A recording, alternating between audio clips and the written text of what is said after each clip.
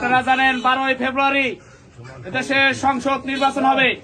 সেই নির্বাচনে বিএনপির মনোনীত প্রার্থী তারেক রহমান, খালেদা জিয়ার মনোনীত প্রার্থী, পালং জাজিরা শরৎপুর 1 আসনের প্রার্থী, শরৎপুর জেলা বিএনপির সাংগঠনিক সম্পাদক সাইদ আহমেদ আসলাম ভাইকে মনোনয়ন দেওয়া হয়েছে।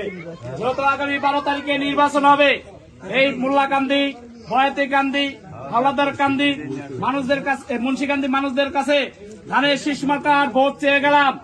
এই আপনারা যদি সাইদ আসলাম ভাইকে একটি ভোট দেন ধানের শীষে, তারেক রহমান যে 31 দফা কর্মসূচি ঘোষণা করেছে, যদি আসলাম ভাই এমপি হতে পারে পালং জাজিরা থেকে, আমরা এই আরিফ মোল্লা আছে সাড়ে ইউনিয়ন স্বেচ্ছাসেবক দলের সভাপতি, এই আরিফ মোল্লার মাধ্যমে আমরা আপনাদের কথা দিয়ে গেলাম, যদি আসলাম ভাই এমপি হতে পারে এই তারেক রহমানের 31 দফা বাস্তবায়ন হবে ইনশাল্লাহ।